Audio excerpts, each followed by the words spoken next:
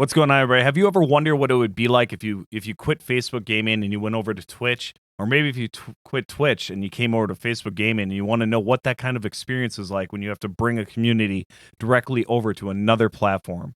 Today's video is absolutely awesome. I got to sit down and pick the brain of a brilliant streamer who's been streaming since 2019. He's had tons of success. He's been up and down all over the place, and he completely opened up.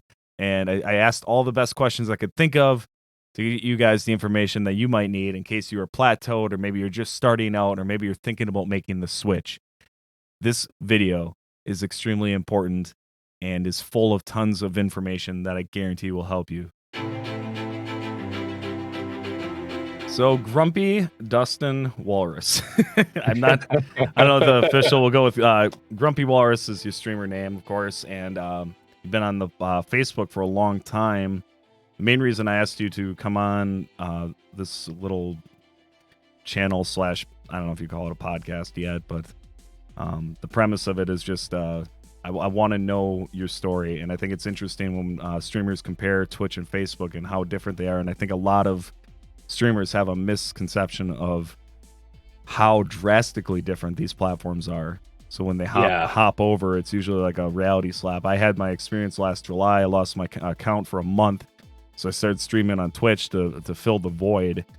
And I've learned really quickly that like it's we're not in Kansas anymore.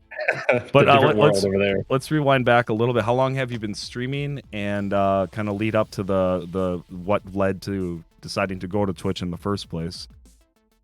So I started May of 2019 streaming. I was watching a few streamers at the time, and just I'd almost quit playing video games, to be honest. I was in a point in my life that there just wasn't a lot of video games that I wanted to play, really. But I'd started watching a few streamers, and I was like, you know what, like maybe that'll get me back into playing video games, because I've always enjoyed it my entire life. So started streaming originally as a variety streamer. Changed the game literally every single night. I played a different video game. Everything from retros all the way up through PS4 games, Nintendo Switch, like anything. And then I guess about 2 months after I started streaming, I saw a couple streamers on Facebook playing Kaizo. I didn't know what Kaizo was. I didn't know anything about it. But I saw Super Mario World levels that I didn't know and was like, hey, this looks really cool. Like, what is this? So started watching them a lot more, watching them play it. And then they told me how to get started, the websites to go to look at and everything. So jumped into that, started learning Kaizo, and still tried to keep the variety thing going. Kaizo some nights and variety other nights. For those that don't know, Kaizo is like a Super Mario World hack or ROM hack based off the mechanics of Mario, but they're very, very difficult and precise jumping and platforming. But yeah, it's a very it's a I guess kind of a different style of Mario, whereas you're like a standard Mario game or a standard ROM hack of Mario, you have multiple ways to beat a level. There's different paths you can take through the level. There's different power-ups you can get. Whereas Kaizo is a very specific one set path. You have to approach each mechanic in the level the way the creator intended you to approach it. There's not really other ways typically to beat the level. There's cheese sometimes, but most of the time it's doing it exactly the way the creator wants you to do it, and that's the only way through it. But yeah, so started that, started playing Kaizo, and then sort of learned that it's hard on Facebook to be a variety streamer, that they really want you to be consistent. They want you to play the same game all the time. So I finally gave up and just started playing Mario all the time, playing Kaizo. That went really good for the better part of a year and a half. And then summer of last year, so summer of 2021, I guess like May-ish, 1st of June, Facebook, I don't know what they changed, but they started like banning and blocking everyone. That was, I guess, about the time that Grateful AF got blocked. It was, like I said, a ton of people got blocked around then. But it was all over just I don't know, random messages, things that would get flagged, advice in video games. Somebody would, comment about, like, on a Zelda game about shooting the enemy with the bow, and they'd catch Yep. a month ban for commenting that or whatever. And a combination of those bans going on, and sort of feeling like I was forced into always playing Mario every single stream or suffering because of it, led to me going to Twitch. I started dual streaming until I got affiliate on Twitch, and then started doing like a Twitch stream during the morning and a Facebook stream at night or whatever. And my Twitch streams started overtaking the Facebook streams. It started to get to the point that I had more viewers on Twitch than I was carrying on Facebook. And I had already been watching Twitch for a while, knew a bunch of streamers over there, watched a bunch of streamers, and was like, well, maybe I'll jump to Twitch then. Like, I feel like I used to joke that Twitch was the NFL where Facebook was like the CFL. Like, it was like like the Canadian yeah, like it was like, it's still football, but I used to joke that Twitch was like the big leagues. Like that's where you wanted to be if you could be, right? Right. No, I don't. What was so your initial experience was very positive. That reflects on how it was for me when I first got through the door over there. Yeah. Yeah, it was a very I think a lot of it is the relief of getting out of Facebook, because I think we get I think as Facebook streamers we get trapped in that appeasing the algorithm and the repetitive play, and then you kind of when you step into Twitch you feel that freedom. But I'm really curious about when you were dual streaming and you noticed that there was a bit of a push on Twitch's side. Was that your Facebook viewers going over there, or were you actually seeing new people coming through the door and growing organically on Twitch? So it was a combination. I was seeing Facebook viewers that preferred Twitch's platform, I guess you could say. They preferred the channel points and some of the extra things, the plugins and stuff that you can play with on Twitch.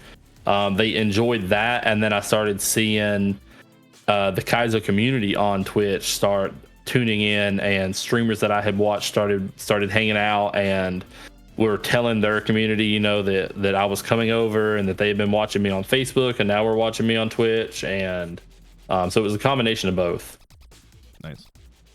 Yeah, I noticed this. You said that was around. When did you switch? Was that in May or that summer? So I switched the very end of June, 1st of July, something like that. So I went about a month dual streaming. It's really crazy because that's like right at the same point that I switched over. Because all of July of 2021, right? Yeah. Yeah, 2021. Yeah, it was basically during that big hiatus that everybody. Yeah, feels like everybody left Facebook. I was trying like hell to get back onto my page. I got locked out because of a password error. And what happened was, I don't know if this ever happens to any streamers out there watching this, but if you ever find yourself not getting your code onto your phone, make another profile, put your phone number to that profile, and then it'll send you the code. Why? I don't know, but it took me a month to figure that out. And of course, there's no support on Facebook. You can't just reach out and ask somebody for help. But yeah, it's just that's weird that you were over there at that time. I remember seeing a lot of familiar faces over there. I saw Raph over there, and Steve from the Retro Death Row jumped over. He was there before that by a while. Yeah. There was a ton of people jumped over. I know Twitch streamers, and I still watch and support them. I don't buy into the whole camp thing where you got to be one or the other, or you should Yeah. If you're same. The one thing I will say, if you're on Twitch and you're killing it on Twitch, then you are obviously an extremely hard worker to have built momentum outside of that platform, because I never, in all my study of the analytics and looking at ways that, like, I don't think Twitch streamers grow unless they have a presence elsewhere, YouTube, Instagram, TikTok, all that. And that I'm curious, is that something that you kind of, after a while, you kind of notice that plateau where you couldn't break through the door? You kind of just Absolutely, yeah. So the first, because I was on Twitch, I guess about 6 months, and the first, like, initially very positive, saw some growth, and then even the first, I guess, a month or two, saw some more growth, and then it was like I hit a wall and just could not, like, no matter how much I posted on Facebook, on Twitter, on TikTok, like, I just could not is just stagnated and could not go anywhere after that. I kind of feel like that is like when you reached every nook and cranny as far as what Facebook would bring over, because I kind of saw the same thing. And then even with my YouTube channel and stuff, it was too small at that time to really generate enough momentum on Twitch. I noticed too, I don't know if this is kind of jumping around a little bit here, but like I noticed this is, if we want to touch base on the financial side a little bit, because of gifted subs and with the affiliate program and everything else, it feels like you're kicking a lot more ass when you start getting that momentum, because also you check your subscribers, like, holy shit, I got 70 subscribers and blah blah blah. And you, the bits are coming in, and like the bits is a funny one too, because of the cost versus that they can send you 1 bit at a time, which is, I mean, that's fine because there are other countries that the money ratio doesn't really balance out in their favor. So I think that's why Twitch has that. Facebook's minimum is 10. But I noticed that it was like a huge influx, and then it would drop, and then it was always like chaotic. Like that's the only way I can describe the as far as generating, your side hustle or whatever you want to call it. There was like a very chaotic part of it on Twitch. I don't know if you had that similar experience. Oh yeah, definitely. Like you said, the financial side of it was very different from Facebook. The gifted subs, like you said, it makes you feel like you're kicking a lot of ass. But you look at one stream and you've got 75 to 100 subscribers, and then you wake up the next morning or 2 mornings later and you're at 30 because all the gifted subs ran out from a month ago. Yep. And it's just all over the place. It's like a yo-yo and chaotic. Yeah, that's one thing I want gifted subs on Facebook, but on the same side, it's like you got to be realistic about, like, how you. I mean, I don't know what you do. Like, I was always like reinvesting in my stream at the point, because like I've got a lot less time on this platform than you, so I've been like reinvesting in myself every bit of the way. And when I first started, my first year was like a third of whatever I made went back into the stream, and then I would take a chunk for giveaways, and then I would take this little piece for fun. Like, oh, and maybe buy a fucking pack of guitar strings or something. But oh no, yeah, same way, man. Like when I first started, I had a laptop that I had for, I don't know, man, 8 years, I guess at that point. It was old, like barely would run. My second monitor was an old TV that was half cracked, like, terrible setup. And then as I started making more money, I started building my PC and buying more monitors and buying better lights and a gaming chair, so I wasn't sitting in an old hardback wood chair the whole time. Like, I started on basically a trailer chair. It was like just a hard as rock thing, really small, and I'm a bigger guy, so it was terrible. Yeah. Okay, so I wanted to talk about, maybe before we talk about why the leaving back and coming back to Facebook, I'm curious about to you who have been you've been on the platform since 2019, how much has this platform, like Facebook specifically, how much has this changed over the time as far as like growth strategies or the community or just in general? Like, what are the major changes that you've seen over the last few years? So in 2019, when I first started, shares, and the shares are still big now, but shares were a lot more important in 2019 than I feel like they are now. Like when I look at my analytics now, when I look at where my views came from, it's like 80%, let's say, are from followers, 19.5% are from recommendations, and then like 0.5% of my views come from shares. And like it never changes whether I have 50 shares on the video or I've got 5 shares on the video. It's like less than 1% of my views come off shares. Like they still never do anything. Whereas 3 years ago, if you didn't get a ton of shares, like you didn't see anybody come in unless you hit those Facebook groups that were at that time weren't like stream graveyards, like I call them now. Yeah. I think that's one big thing that changed. I think the way they did engagement changed too. I noticed at one point, I don't know, a year and a half ago, 2 years ago, they started tracking your reactions different on Facebook. It used to be that like it was just like if you come in and liked the stream, it didn't matter if you hit the thumbs up button one time or you hit it 10 times, it counted as one. And now they actually track how many times you hit that individual button. as far as what you see on Facebook, it still only shows the individual accounts that reacted to it. But for overall engagement, it tracks every single time someone clicks on the video.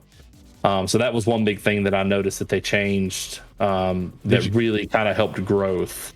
Did you see? Did you ever have that spamming of the hearts or thumbs happen in your stream where all of a sudden you'll be streaming to 20, 30 people and then bam, you have 400 people in there and it's all bots. It's not like real viewers. Like there's some real ones in the mix, but like there's some. Yep. Yeah, I had that happen a couple times where you would get people that would come in and they would do just like you said. They would spam like the thumbs up for a minute and the hearts for a minute and then thumbs up again, and you'd go from 30 viewers to 400 viewers or 700 viewers or whatever it was. And that was a bit of a hack that I actually talked about a while ago, and I was like, as soon as I saw it work on my own stream, that's when I shared it out on YouTube. I was like, hey, this is a thing that's going on. You might as well use it because it's going to make you look cool. But overall, the huge misunderstanding of that is like, cool, you streamed to 400 people, or in reality, it was like your usual people with a bunch of fake accounts, and that's concerning on this platform alone. Is that there's that many fake accounts that can be triggered by spamming the reactions. And it's also funny that they changed that to say, when you check your engagement and you look at how many thumbs up you got, how many hearts, how many laughs, how many angry ones, and all of a sudden it's like you got 1.2 thousand heart reactions, but then you have 125 likes on the whole stream altogether. It seems silly to me that they would even have that as a thing. This I'm kind of jumping all over. Did you what was like your I'm not going to say peak necessarily, but did you have a huge algorithm wave when you first started, where when you started doing Mario and the Kaizo Mario back to back to back, and you stuck to that schedule for a while? Did you notice like a huge change? Were you hitting into the three figures or any kind of? I got into three figures for a while. It wasn't necessarily when I first started. It was winter of 2020, right before 2021, I guess. So COVID, right around the beginning. Mid COVID, mid COVID.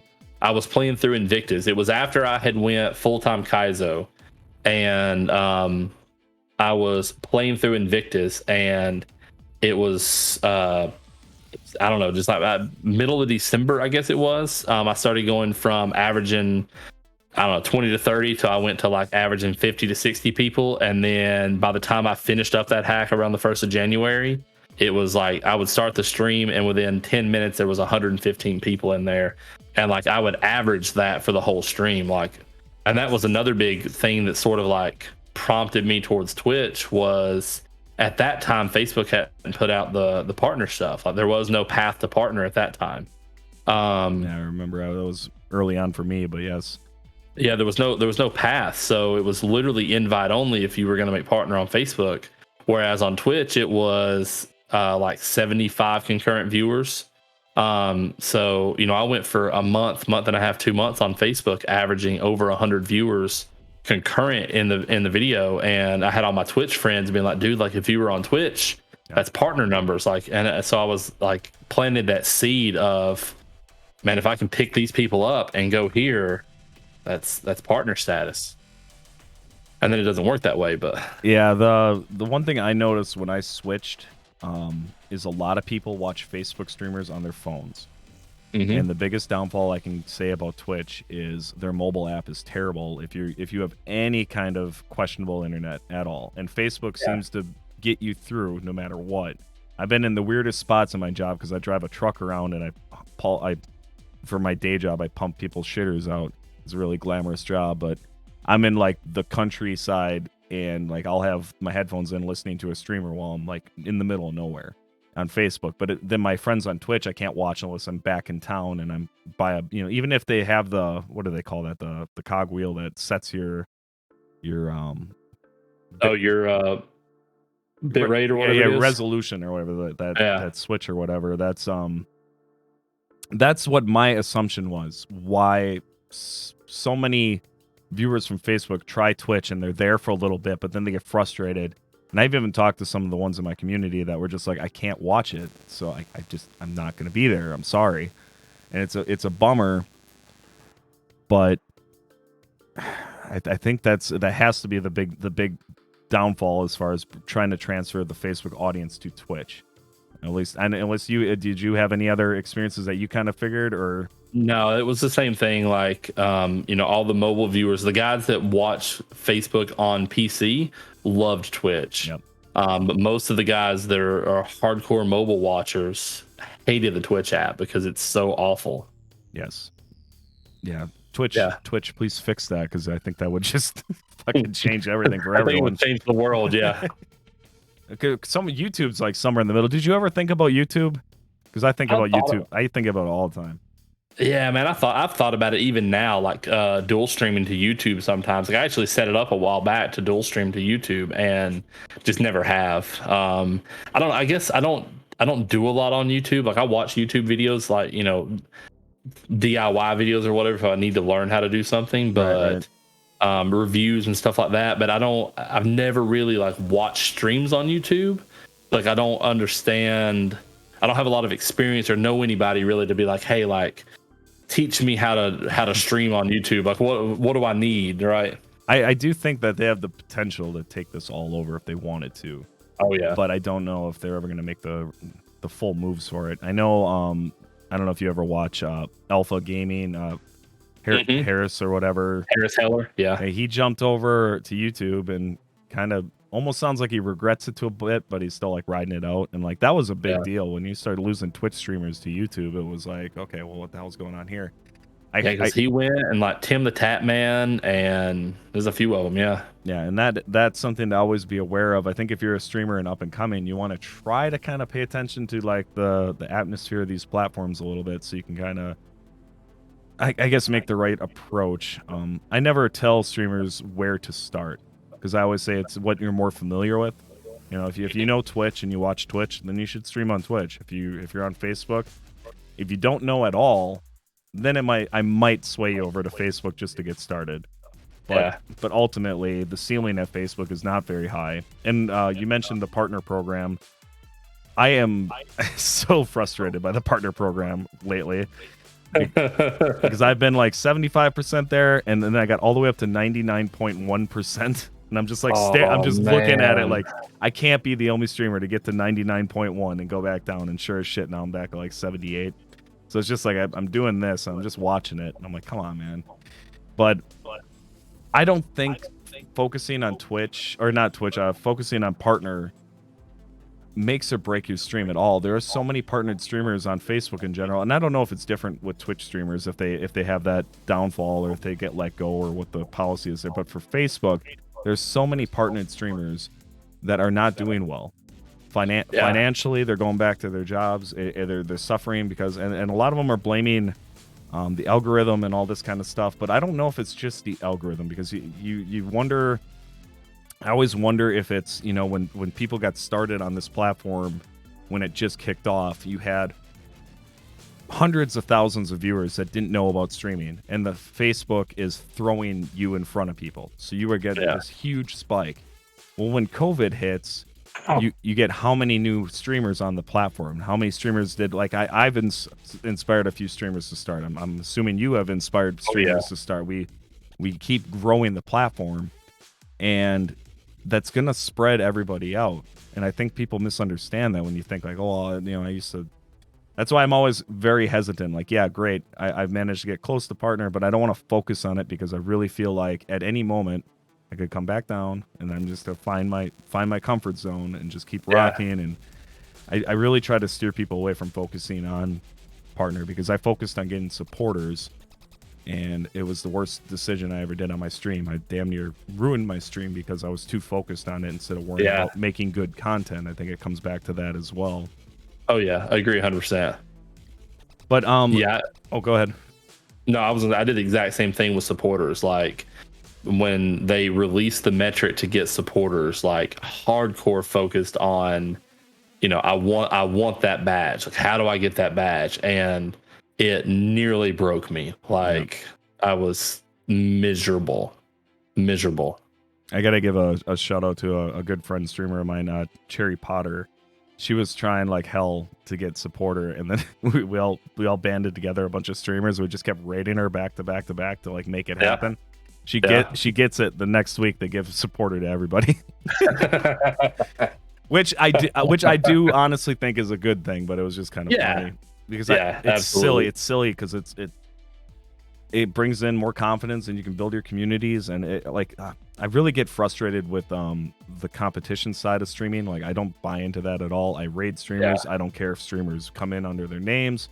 I don't care at all, because the more streamers we have, getting more people through the door, and Facebook could actually put Facebook on the map compared to streamers on Twitch, because Twitch streamers don't respect Facebook streamers that much. Let's be honest. Yeah, it's fine. I know, like, some of our friends that we know on both platforms, of course, they're fine, but in general, Twitch isn't thinking about Facebook. They're not thinking we're a competitor that we could stand on our own or be any kind of serious whatever platform. Oh, yeah. But yet, money-wise, and the strength of this small little community, like, I feel like Facebook is frustrating as they are. The things that they implement are very, very intriguing to me. You know, when they spend millions of dollars on that music deal, you know, trying to open the door so you can have this kind of music on your stream and all this stuff, and investing in hey, take your supporter money and keep 100% of it for the next like 2 years. Yeah, it's like through the end 2024 now or something, like, which is ridiculous. But that's a trend that I like to pay attention to, as far as like what are the platforms doing for the streamers, and that's something I think that's really important as well. Twitch recently was talking about increasing their take from partnered streamers. I don't know if you heard about that, but that was mind blowing to me. I was like, you're already losing partnered streamers, but I don't think they care because they have so many. They'll just make room for others to stand up. But okay, let's get on the topic of, unless you want to bring anything else up on that end. I want to talk about what made you come back, like get off of Twitch and come back to Facebook. What was the ultimate decision, or what led to that, I guess? So it was twofold for me to come back. Well, I say twofold. I guess kind of three things. The first being that I always felt like an outsider on Twitch. Like, you know, trying to break into that Kaizo community on Twitch. Like, I made some friends and they made me feel welcome, but there was a ton of other people who were like, oh, it's Grumpy. He used to stream on Facebook. Like, that was always the thing there. That was like, it was never like, oh, that's just Grumpy. It was, you know, he was a Facebook streamer, or he started over on, like, they always had to add that in, and it always made me feel like an outsider. So there was that, you know, the lack of feeling of community kind of over there, missing all my friends that were still on Facebook streaming. Two, when I came back, Facebook was doing all of the incentives to come back. They had the, like, rejoin the level up program, and we'll give you like an extra $300 and double stars and star party bonuses and subscriber bonuses. Wait, I didn't get any of those. No, I'm just kidding. I didn't get any of them either when I came back. I thought I was going to, but everybody else was getting all that at the time, right? Yeah, the bonuses are funny because I got a Reels bonus one time, so I started using it. Then I got flagged for putting my video up in countries that weren't allowed to have Reels. I'm like, I didn't do that. That was you. So, well, the bonuses and everything, that's the money trail. You know, they're investing just tons of money. They were investing in streamers. So I was like, well, you know, I want to come back for that. And then missing the viewers that I had on Facebook that just didn't want to come to Twitch. You know, there was a ton of people that had watched me, you know, because when I went to Twitch, I had been streaming for over 2 years at that point. So, you know, I had relationships built with viewers that had been there for a year and a half, that come in almost every single night and watch, that, you know, knew my kids' names and my wife's name, and I knew their wives' names. And, you know, you build that friendship with long-term viewers. And when they didn't come to Twitch, you know, it was like you lost a friend. Yep. And that was a big one to come back for, to, you know, kind of reconnect with those people that didn't want to come to Twitch. I get a lot of shit from my core fans that have been with me for a long time, because now things are chaotic, and they feel like they're getting pushed to the back door, and they make jokes about it. But like, I know I know deep down that it bothers them, and I wish there was a way to convey to them that like that we fucking care. Like Yeah. like you have no idea how important like those first 20 people in your community that you talk with and all, get some of them even have like you like have your phone number and shit and you talk to them on the Yeah. phone. Like you make real relationships on this platform. Um and I totally understand why that would be, part of it coming back, and it Yeah. is I guess okay. So did you have a newer fan base on Twitch, or did it just kind of feel like that was coming to a close, or did they come with? Did you manage to get people from Twitch to come back to Facebook? So there's some people from Twitch that came back to Facebook. They don't, if they watch regularly, they don't comment or like or anything. They just pop in and lurk. But there's been some pull from Twitch back to Facebook. But for the most part, like I popped in a couple of their streams that I hadn't talked to them, a couple of months probably, and popped in a couple of their streams last night actually, and they were like, "Oh, like I haven't seen you forever. Like, how have you been? How's Facebook? I don't never come over there." And I was like, like, sorry, man. Like, I kind of miss you, but it is what it is. Like, we're on different platforms, so. Do you ever find yourself, the farther you go along, the more streamer relationships you make, and then you find it harder to keep up with everybody? Oh, absolutely, yeah, man. Like, I remember back when I first started, it was even up a year ago. Like, I knew. I don't want to say that I knew every single like streamer within the Mario community, let's say, but like at least 99% of the people that were streaming Mario content a year ago, like I knew exactly who they were, who their page was. Like if they popped in under their personal account, I knew exactly what their page was, the last hack that they were streaming, like everything. Nice. And there's so many people now, like I can't keep up. Like well, people pop in and I'm like, "You're who? Oh, cool! Like come in as your page, man." I think your beginnings story is what resonates with me. Like I took a lot of time loving platform games, so Mario, Donkey Kong Country, and I do Zelda and all this kind of stuff. And once I found growth from something, because I was just fishing, playing whatever over and over. Yeah. Like once you find that, okay, this is working, the algorithms behind it, and now I'm reaching new people. I found it ridiculously difficult because I wasn't like known to, or I didn't know about the ROM hacks so much. I knew that Kaizo existed, but all I had was a Raspberry Pi, and I didn't know how to get the things onto the things or patch ROMs or do any of that kind of stuff. So I was just like, I'm going to play Super Mario World. And then the next day it was like, I'm going to play Super Mario World and try to beat it without touching any coins. And then the next stream, I'm going to play Super Mario World and just do the Star World, and just turned into this like, I think that's why like it worked to get the growth, but on the same side, I think it drove my core audience just like, for fuck's sake, can you at least get a ROM hack and play something else?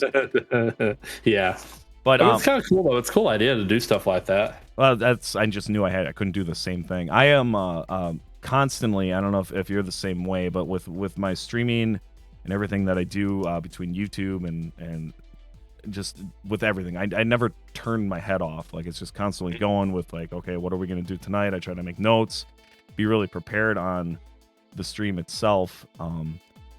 I don't know if people I guess this would be for anybody watching that would be like starting off or thinking about streaming, or like what it takes to like create some type of decent revenue doing this and all this kind of stuff. I don't think people realize how much fucking work it takes. You don't get a break. You don't get to like, if you take time off, you're punished for it. If you you have to respond, you have to stay on top of everyone's messages, and you got to have a plan. I think that's incredibly important. What is your workflow like? Like where do you thrive, and like where do you put your focus and all that kind of stuff? So for me, quality is a really big thing. Like I spend a ridiculous amount of time editing overlays, and like if I switch a hack up, because I always put the title of the hack I'm playing up, like I spend a ridiculous amount of time retyping that title, and then taking the arrow keys and moving it pixel by pixel on the screen so that it's centered up in whatever area that I have it on the screen, and making sure that it's it's visible and that it contrasts. If I change the background or a color or something, that it pops the way I want it to pop, and then the shadow on it is the way I want the shadow to look. And just an insane amount of time going over stuff like that, watching old streams and listening to like the audio and trying to decide, I need to adjust my compression, or the whatever it is, the one of the filters needs this little bit of adjustment, or the mic's too close to my mouth that night, I should have backed the mic up a little bit further away, or that light's got a weird glow on it on that stream, that the glare off that one light, I should turn that light down and make it a little dimmer. Like, I spend a lot of time going over quality stuff, trying to make it look and sound as the best I possibly can make it look and sound. Just so everyone knows, this is a Discord call, so I apologize profusely. Discord doesn't capture too great, but there's only so much you can do with Discord. They don't give you a lot of filter options. Yeah, that's true. The capture on OBS is always questionable. Like, I do a lot of guest streams. I'll have on Thursday nights a stream with Fun Blender. He's another streamer. He actually lives in the same town as me. Good friends, and that's always a absolute blast to change it up, but kind of do the same thing. We'll play Super Mario World on Switch together and blast through it. And I really looked up to you when I started. I watched you a lot. I was watching Game Tide Entertainment was actually thriving at one point for a long time there. I would love to talk to Justin over there, because he's had just a crazy story with his stream as well. I know a lot of Mario streamers and everything else, and it's wild, because like you're like, we're peers, we stream, we do what we're gonna do, and constantly trying to figure out what's gonna help or make the next thing kind of work, and do all that kind of tweaking. And I love that you brought up the self-evaluation stuff, because that's something I push on this channel all the time. You have to go back and watch your streams. You have to try to find an audio. Audio is the biggest pet peeve of mine. I can't stand it when I go to a stream and it's like it's coming out of one side, not the other, or if it's distorted, or because you're just like, you're killing your reach right there. Yeah. That's the audio is huge. Most people, like, they watch streams, but a lot of people, like, they turn the stream on and they watch for 15 seconds, and then they let their phone down and they go do something else with the phone playing, and they're just listening to the stream. Yeah. So if your audio is garbage, they're not going to listen to you. Like, they're going to find somebody else to listen to. For a starting streamer, what would you recommend as far as a microphone goes? Do you have a preference, or what did you start with, or any of that kind of stuff? So I started with the Blue Snowball, Blue Yeti Snowball or whatever. That was my first mic. I didn't hate it. It was okay. The biggest gripe I had about it, at least at that time, I didn't have a boom arm. So it was just sitting on the desk in front of me, and I always sounded, room and kind of distant. There's a difference in the mic right here and the mic, way over there. Like, there's a difference in how the sound quality of that, and having the mic next to your face to me is a big deal. Like, that really helps change the audio. Well, which one is that? Is that an Elgato? Is that a Wave? No. This is a Wave 3, yeah. Okay, that's what I thought. Yeah, this is a Wave. I've got it mounted upside down because of the way I've got the boom arm in the camera. Sure. It's supposed to be turned around the other way, but it's too high up in the air then, so yeah, I've got it upside down. This thing looks like a giant penis. This is the Rode Procaster. It's so damn big. Man, I wanted one of those. I was looking at the Shure SM7B for a while, and I come from a band background, so it was like XLR, dynamic microphones are just what I'm familiar with. But audio is so important, guys. Don't cheap out on it. I think if you start with a Snowball, you're in good shape. I think if you start with a headset, get off of that headset as fast as you can. I'm yet to hear a good one. It don't matter how much you spend on your headset, the microphone does not sound that good. Yeah, and when I started out, I had an old iMac. I used the camera inside of it, and my stream always looked like shit. I think the only thing that saved my stream was I tried to be like just really different and tried to be very weird and have kangaroos flying across the screen and all this chaos, because it was like I knew I had like this like. The only thing I can compare it to is like early South Park episodes. That's how my stream translated when I first started, because I didn't have access to making it look pretty. And I still kind of have that patchy, kind of crappy look to it. But, with good audio, and if you can be personable and be on top of your chat and everything else, I think like that's how you get a stream going. You just got to give it time. You got to come in, you got to talk. I finally just got another monitor. I've only had a single monitor and a TV with my Switch hooked up to it. Now it's like now I can see chat like farther than 5 messages, which is nice. Yeah, that's nice. Trying to think here. What were some bad decisions? What was something that you? Because I wouldn't say going to Twitch and doing that experience was a bad decision, but what would be a bad decision that you would try to steer new streamers away from, like a certain choice or any of that kind of stuff? Do you have a tale? I don't know. It's tough. I would caution new streamers from trying to play the most popular games. Like just because you see Stone Mountain with 20,000 people watching him play Call of Duty doesn't mean you're going to have 20,000 people watch you play Call of Duty. You might be lucky if you have 2 people watch you play Call of Duty. And unless you are like, winning tournaments, like if you're at that level and you're competing in tournaments and you're winning big tournaments and winning money playing, like you'll get found doing that. Right. But if you're just the average, my brother calls them pub stars, where you just play public matches and like you just win public matches all the time or whatever, like you're not going to see a ton of, in my opinion, you're not going to see a ton of growth with that. You need to find a sort of a niche. You need something. It doesn't necessarily have to be Mario. It can be Mario. It can be Donkey Kong. It could be Rocket League. I don't care what, Madden, whatever game you want to play, but you need to find that niche, and then don't be afraid to reach out to other creators that are making that type of content. Make those connections and do it respectfully. Don't like some streamers don't want you to talk in their channel about you being a streamer. I personally don't care. I love it if you talk about your stream. I love it if you come in as your page. But there are some out there that don't like that. Yeah. And be respectful, but I always turn it on the idea of when a streamer gets upset about that. Like I've met a couple. I'm not gonna say names or anything because it's just not gonna stir the pot. Yeah. It's just them being insecure. It's just them completely like, what the hell are you gonna like? Have you ever like Twitch? Everybody's under their page name. It doesn't. What the hell does it matter? And I have people rolling all the time. They're like, "Oh yeah, I stream this and this, and I do this and this." It's like that's fucking cool. Like, great. That's awesome, dude. Great for you. Yeah, I talked about it tonight on my stream. Like the only thing that I've ever asked someone not to do is don't come in under your page and be like, "Hey man, I'm going live in 30 seconds." Like, don't.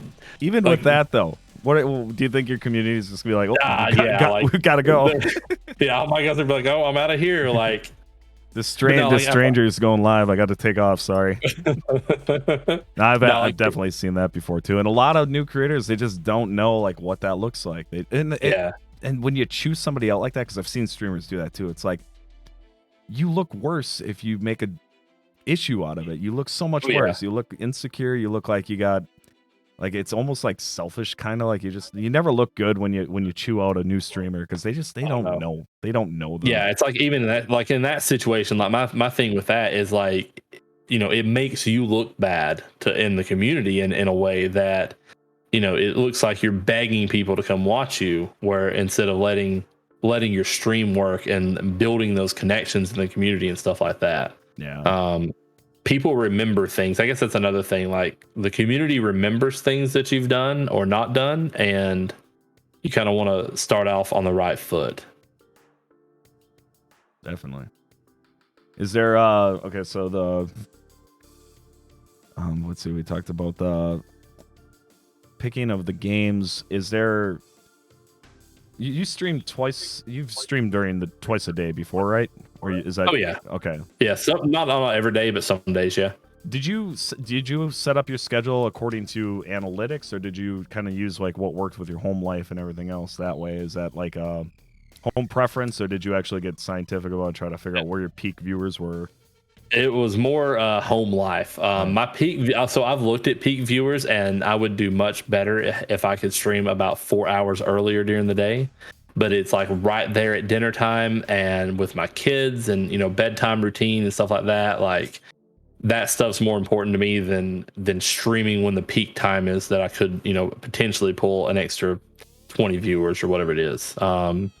So, I went with home life personally, but Right. And I think anybody, if you're watching this, please do that, because you're gonna don't fuck up your home life for streaming, and also don't burn yourself out either. Like I don't know if you've ever been down in the dark spots of streaming, but it can be a mind fuck. It can really put you in a weird spot. You could have a good stream, get off your stream, and feel shitty. Like like you. So that was me. So like I've recently just come off a big break this summer. I streamed like all of May. I streamed the first week of June, and then I went on a family vacation.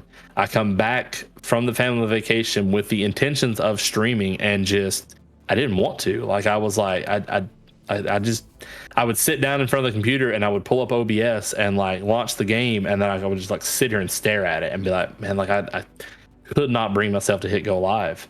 And burnout is real. It is a major thing. Yeah, it's very very. I don't know if it's worse on Facebook. It seems like it might, like the mental struggle might be worse on Facebook because people get so hung up with the algorithm and everything else. Yeah. And if you have like a high spike of viewership and then you see it go away, it like makes you feel like you're lesser of a person. Like you got to understand, like there's so many things going on that can drive people away from your stream that it's not always you.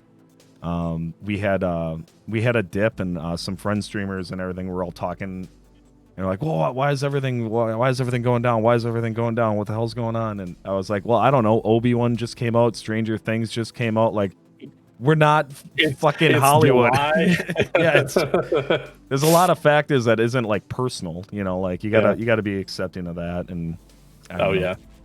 I mean, it's good to see you back on. I know you were on Twitch for a while, and I know we're not like super close or anything, but I got a lot of respect for you. Same, man. Same. I appreciate you coming on here. I don't know if there's anything else you want to tap into. I mean, like I said, I think that's the big stuff. The advice and I think that's, unless you've got something. No, I hope this helps anybody watching or listening or considering the switch to Twitch. Just be prepared to.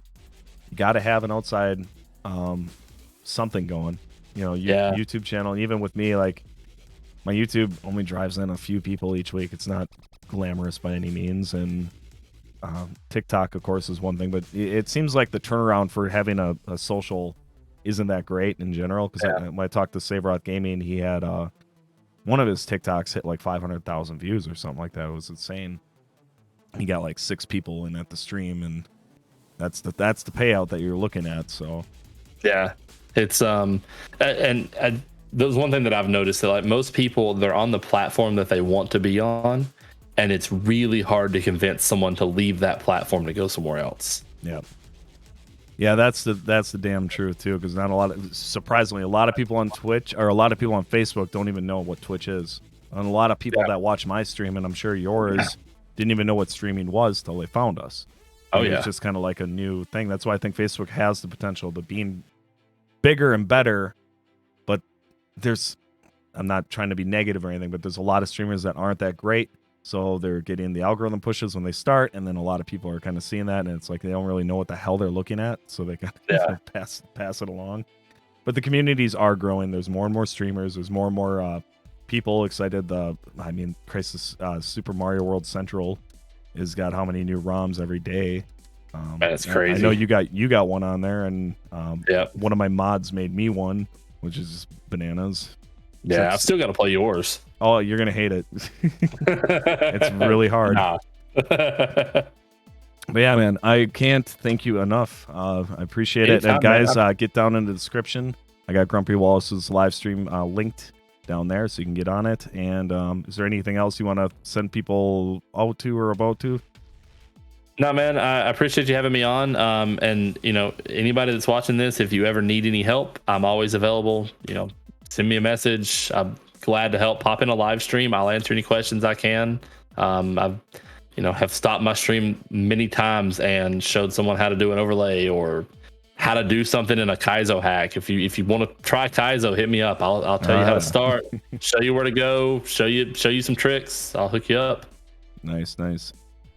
All right, man. Well, thank you. Anytime, man. Thanks. Every now and then on my YouTube channel, I get the pleasure of sitting down with another streamer and kind of picking their brain and going over some of their experiences in hopes that we'll find some information that can help beginning streamers or streamers that are plateaued or streamers that just kind of feel like giving up. I can't say this enough. This has been an absolute pleasure to make this episode. I can't thank Grumpy enough for sitting down with us today. He took time out of his day to share his story, and he opened up. He's willing to help anybody. So check the description out. Go check him out live. Ask him questions if you got it, because when a streamer opens the door like that, I encourage everybody to find as much information as they can in this game of streaming. I constantly look for new information, trying to learn different things. There is no one true way to do this. There is no one end all be all. This is a very much a work in progress for everybody. So I really appreciate you guys' time watching this. I know it's a longer episode, but for those of you that made it to the end, thank you so much. Let me know if you made it endgame, #endgame in the comments if you made it all the way through. Have a good night.